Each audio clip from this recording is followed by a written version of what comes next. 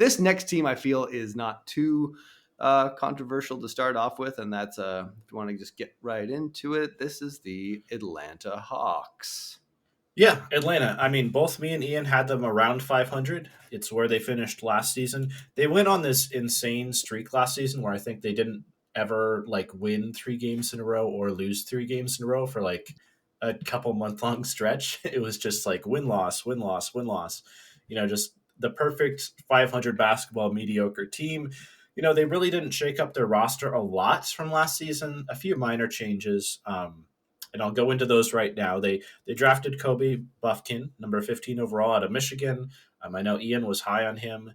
I honestly didn't know a lot about him just because he was kind of like a late riser going into the draft class, and I did most of my draft prep like a month before the draft. So unfortunately, a couple of the guys who were like really late risers into the first round, I didn't watch as much footage on or anything. They drafted Mohamed Gay out of Washington State.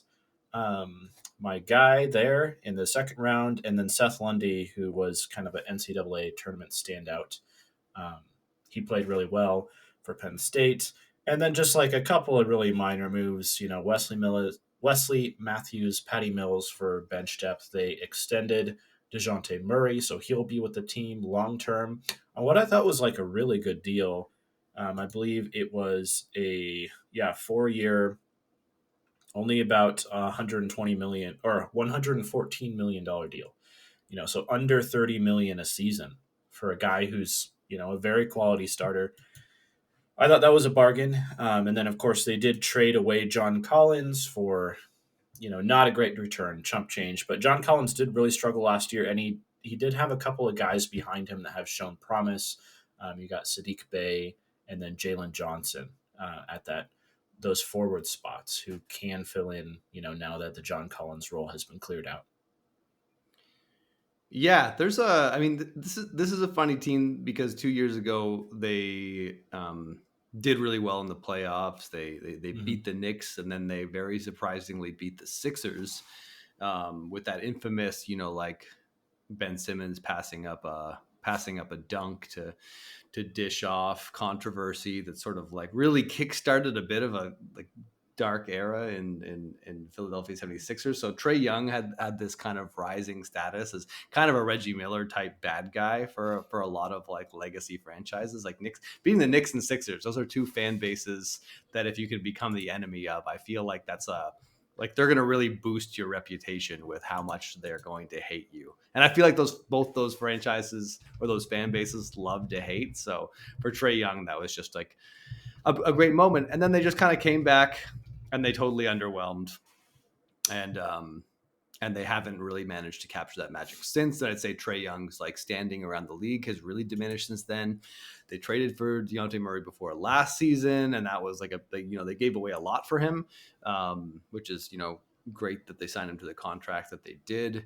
I would say that one of the things about them though is that this Trae Young DeJounte Murray backcourt has not like been the immaculate fit. I feel that a lot of people were hoping that it might be already. Like they're already like Trey's played better without Murray on the floor, and they were kind of just neutral-ish, like a slight negative with both guards on the floor. And conversely, Murray's really more effective on offense when he has the ball in his hands too. He's not.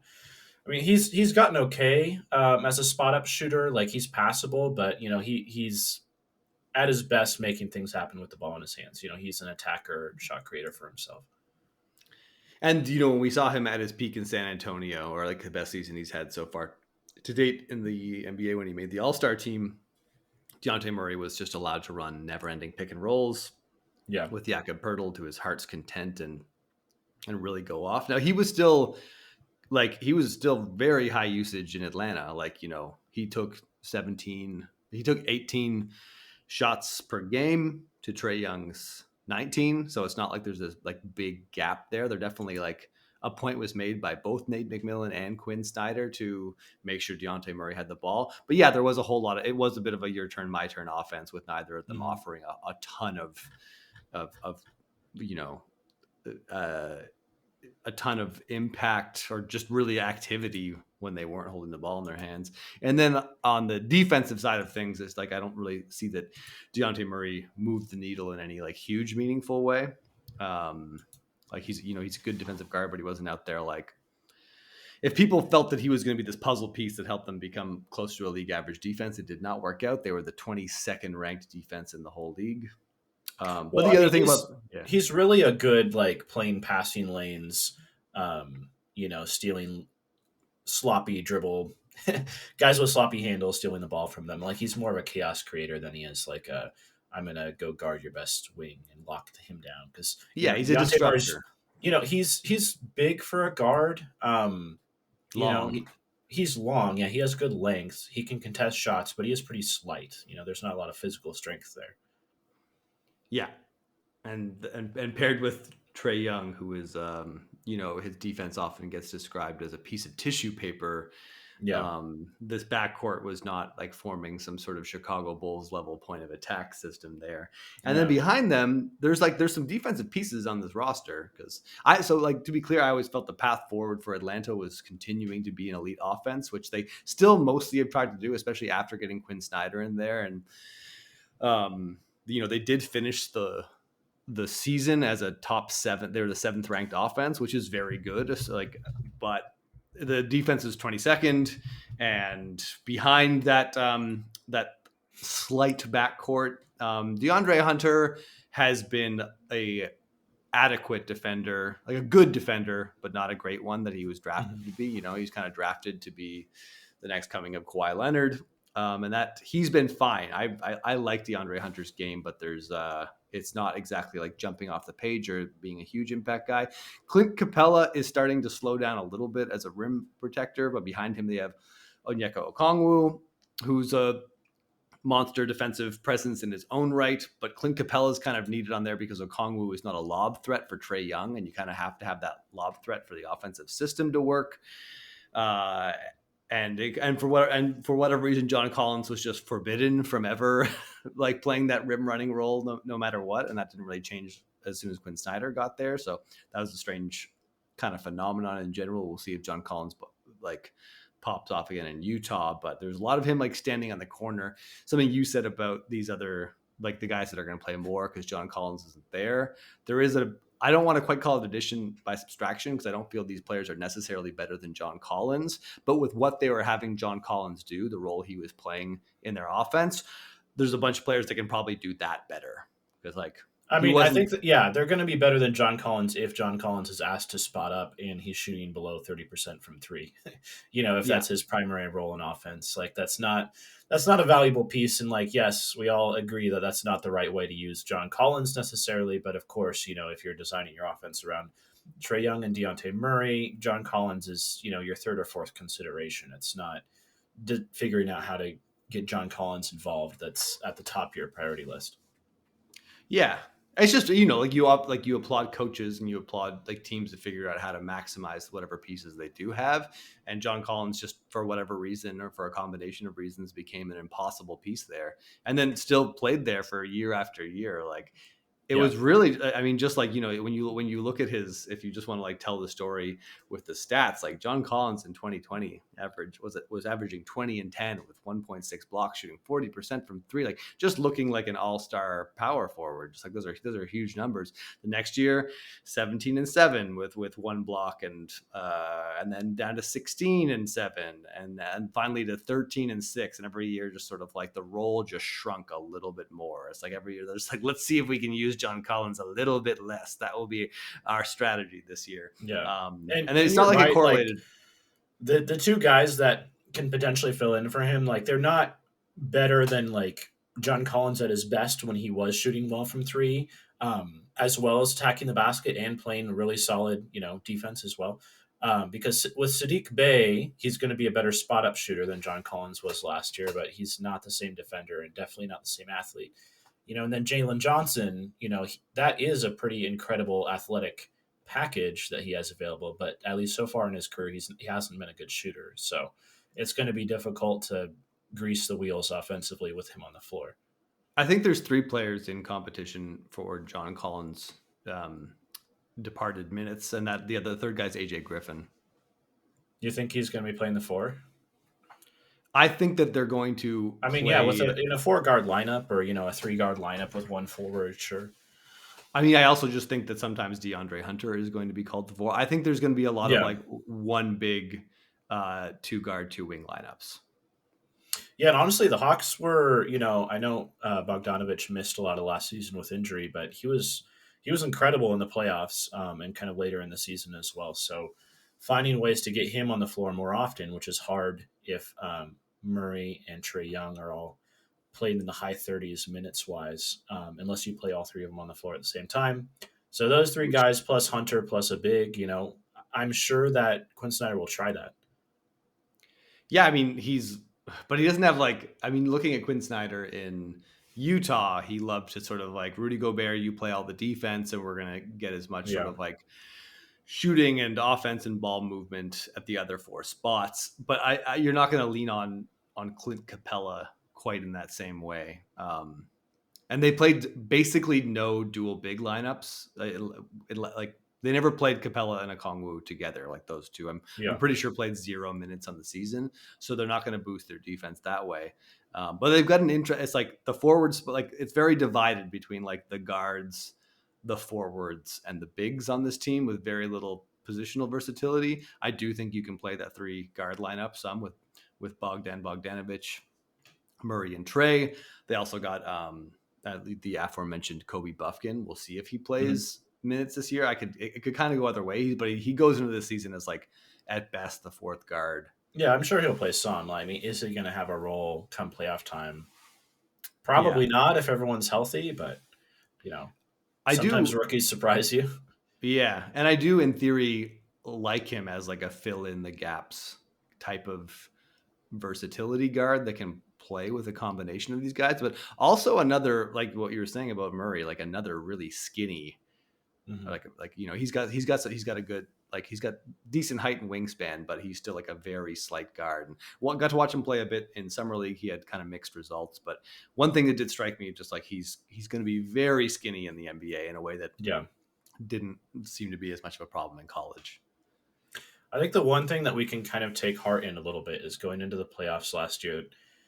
Boston was favored to win the series against Atlanta fairly handily in 5 games. There's a lot of talk about, Boston's um, wing depth being very problematic for Trey Young and for Murray, the small backcourt, just being unable to overcome that. And, to some extent that's appeared to be true in like the first 2 games of that first round series. Atlanta did struggle coming out of the gate. Trey Young especially had a terrible game in the first game, but overall, like Trey Young's efficiency wasn't incredible in that series. He shot, right around 51% effective field goal, but he did put up stats, and the rest of the team played pretty well as a result of like how much attention the Celtics paid kind of to the 2 lead guards. So, I mean, that I think gave me some hope for this offense under Quinn Snyder, especially if it's going to be just like focused around Trey Young the whole time.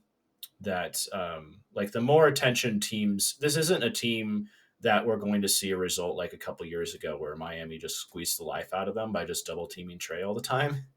Yeah, Quinn Snyder's figured out a way to get other people involved and take some of the pressure off of him. And in the end, like that was a competitive series. It went 6 games instead of 5, and in Game 6 there was up until the last couple of minutes there was like really question over who was going to win that one. So I agree completely. I think Atlanta acquitted themselves very like held their own really well in the and I thought playoffs. it was just coaching for the most part. Just Yeah, being able to get the ball out of Trey's hands and help him out a little bit. Whereas the previous year against Miami, they really weren't able to do that.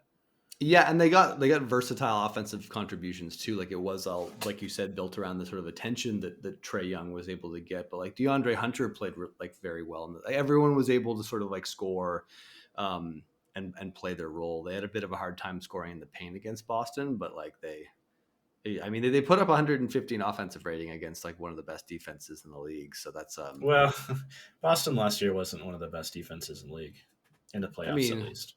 yeah, but they all season they held teams to 111. So scoring Mhm. 115 of them is just means that your offense did Yeah, well. against a Okay, defense that was expected to. they did And there better than and expected. yeah, yeah. And I think people had written off, like people have been writing off Atlanta for a couple of years. This is not a team that has found the equation yet, though. Like No. if there's an equation to winning around Trey Young, they still haven't quite figured it out. And I don't know if the roster is currently in place for them to do that. But I'd go back to looking at that forward rotation and be like, if something pops from here, if we can get a Mhm. big step forward from a Jalen Johnson or an AJ Griffin or Sadiq Bey. If one of those becomes a starting level NBA forward and DeAndre Hunter makes like just incremental progress or just even, if at all, that could, that's to me the most likely step the Hawks can take this season to being a better team. Yeah, I think you hit on it when you kind of question their lack of positional versatility, because I think one of the most confounding problems with the Hawks the past couple of years is they have a really hard time, plugging the gap if something goes wrong without opening a new hole somewhere else. Yeah. They can improve their defense, but if they do that, the offense drops off or the playmaking drops off, or it just becomes stagnant. Um, but if they have all of their best offensive pieces out there, they're giving up a lot on the other end, and they really struggle to balance that. There's just not a lot of force on this roster is what are the things that I don't like about it. Like they're not a super good rebounding team. They're not a team that like draws a lot of fouls. Even kind of Trey Young fell off a little bit as a foul drawer last year. They don't. They just don't have like a lot of people that are collapsing the defense and putting a whole lot of pressure on it. Everything is like kind of solid rather than sort of like something that really threatens the defense. Obviously, like a lot of when Trey Young wasn't playing well and he played awful to start the season, a lot of Yeah, possessions will be like, well, let's see if Dejounte Murray can like get off a decent mid-range look against the shot clock at the last second. And he's kind of good at yeah, that, but that's like not what you want your offense to like devolve into constantly sort of thing. So Quinn Snyder's an amazing coach. He's an amazing offensive manager. I think we will get to see the Hawks performing to their best, like we saw them finish the season on offense. Never really been my question with the Hawks, though. Like, I think the Hawks, the firepower is there in terms of just like, shooting and ball handling. It's just like, can they be a good enough defense, or can they win the possession battle, or can they do something else to complement the offensive firepower that they have to become a team that tries, like wins a round or two in the playoffs. And I don't think they're quite there at that level yet. yeah. I mean, we both have them around a 500 team. I think the main thing that would change that, to me, Jalen Johnson is the guy that has the highest upside on this team, because his ball handling ability and defensive versatility at that size is pretty special. There's just, I mean, inexperience is a big inhibitor for him, and yeah, just the lack of the jump shot, I think, are the main things. But I mean, this is a guy who has a similar physical profile to John Collins, but is able to drive and kick and find open teammates as well. On top of that, so I mean, that's a pretty enticing player profile. I'm just wondering if it's going to happen on the Hawks, just because like unless he takes some strides with his jumper, they're going to have this kind of awkward thing of like what role is Jalen Johnson playing with the starting group, or whether they find a where they have him Right, coming off the bench, because just like but paired in the front court with a yeah, Capella or an Okongwu, what's Jalen Johnson doing in the half court? I mean, his ability to move the ball and not be a ball stopper, I think, makes his lack of a jump shot a little bit less worrying than it was in the case of Collins. But yeah, I mean, ultimately, you're right. You do need the floor spaced around Trey Young for this offense to be effective. And they've got really good shooters that aren't like AJ Griffin is like an amazing shooter, and Yeah, had some stretches this past season where it was like, you know, I mean, Hawks fans got really excited, but they didn't quite realize that he's still like a less than a zero on defense still. yeah, This group of forwards like Sadiq Bey and DeAndre Hunter are two big time draft crushes of mine, and AJ Griffin and Jalen Johnson are two guys that I hated on extra. Was like had them way below where other people had them in the draft. So I'm like, and I don't need to be right about the draft. I'm not hoping someone's career goes like worse because I picked them low in the draft or whatever. I also think both those players are really interesting, Griffin and hmm, Jalen Johnson. And if their games do hit, they kind of like, it's the kind of prospect situation where if they figure out their weaknesses or their hits their strengths hit, that like flips into a much more exciting player than Bay or Griffin could be. Yeah,